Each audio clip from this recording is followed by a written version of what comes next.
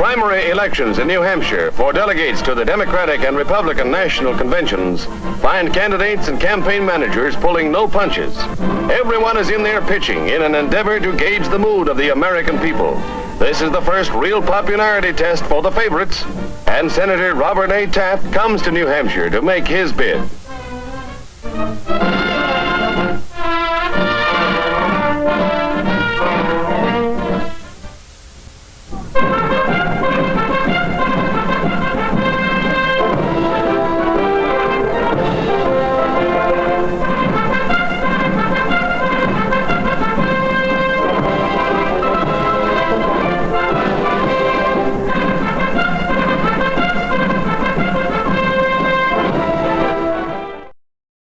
And therefore, what we start here in New Hampshire today, I believe must succeed next summer and next November. And therefore, I want to express my appreciation to you and ask you for your support in the primary this March. Thank you very much.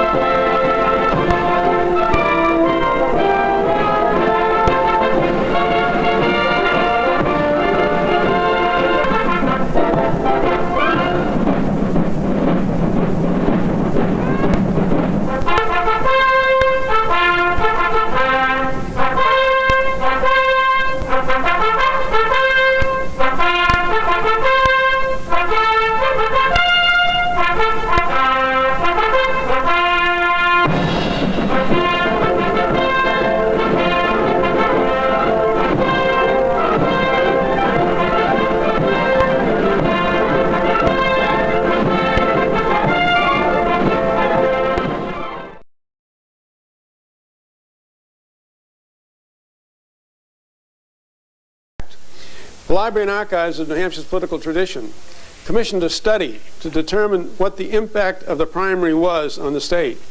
And we discovered by extensive surveying, which is entirely unrefutable, that every fifth person in New Hampshire shakes hands with a presidential candidate. Just think of that. Every fifth person. Can you imagine that happening in any other state? It's really democracy in action. If you've been to any of the events, and I've been to events for every candidate, I've seen tremendous crowds, larger than usual, with real enthusiasm and asking questions, so that's why I say that we're a part of something that's a wonderful thing, and I think it's probably one of the best examples of what the original founders hoped would happen than has happened in recent years. In 1984, it was Gary Hart's second place win in Iowa that really helped him get a bump in New Hampshire. And one of the things that we did on that campaign that I think was very helpful is, instead of leaving him in Iowa the night of the caucuses, we brought him to New Hampshire that night, so that when he finished second, every reporter who wanted to interview him interviewed him in New Hampshire, and that helped tremendously in his subsequent win in the New Hampshire primary. Heather and I were at a dinner in Los Angeles, and we talked with a woman that had been a financial contributor to the Republican Party for 25 years and had never met anybody she'd ever voted for. Because she lived in Los Angeles. She said, oh, I've seen them at dinners. They've been, at the end of the room. But she didn't even want to go up after a certain point because she felt that wasn't her role. Her role was to be a functionary, just a number, just a cipher. In New Hampshire, you are a big deal. And if you ask somebody for their vote, it's a real personal commitment. And that's what I think is so great about the state. You can't buy them. Back in 92, 94, we had 65 people on our ballot. In 96 or 98, whatever it was, the last one, we had 45. This time we've got 30. Everybody's taught that they can be President of the United States. That's something you learn in grammar school. But you can't be President of the United States if you don't get the nomination of a party. You have to go through that exercise. New Hampshire is the one place where anybody can come in and have an opportunity to become President of the United States. All I got to do is have $1,000, meet the federal requirements, and people come here to do that. They may have a message. They may have a message that's off the wall, but they have a message and they've had a chance. And that's an opportunity that only New Hampshire extends to the people of this country. I was still trying to negotiate to get everybody on the stage, to open it up to all the candidates. But George Bush marches up in through the door and up to the stage and sits there alone. That's my memory, and then there's sort of a pause, and people are wondering, I think, and no one quite knows what's going to happen next. Is Ronald Reagan going to go up on that stage or not? Are the other candidates going to go up on that stage or not? To have all 7 of them there at once was, I think, not coincidence. When did you know or finally accept the fact that all 7 were going to come out on stage? When they walked past me onto the stage. The first I knew that they were going to be on the stage was when I saw them coming out on the stage. Someone did ask me if chairs were going to be provided, and I said no. They don't. The fireworks begin. President Reagan If we may have the first question. wanted to make an opening statement. The statement was not provided for in the format. To make an announcement would the sound man please turn Mr. Reagan's mic off for a minute?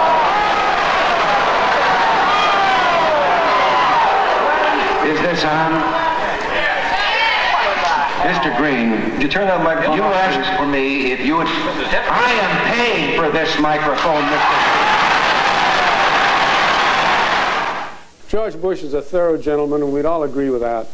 And yet I was Mr. Reagan's chairman, I was Mr. Bush's chairman, he was a gentleman also. But that night, he let his acting abilities overshadow his courtesies. That's exactly what happened. Mr. Breen, whose name was really Breen but not Green, had made a deal with the Telegraph that there'd be a one-on-one debate between Mr. Bush and Mr. Reagan, and that was what it was going to be, just the two of them, nobody else. And without telling the Bush people what Mr. Reagan was doing, he invited the other 6 candidates who were in that race to come to the event, brought them up on the platform, stood behind Mr. Reagan, and Reagan said, "I want these people to speak." And Mr. Bush, who had agreed to the terms of the arrangement, sat there like a bump on the log. I mean, he was a guest, so he did not dispute this. But the moderator, Mr. Breen, was so upset by it that he told Mr. Reagan he's going to turn off his microphone.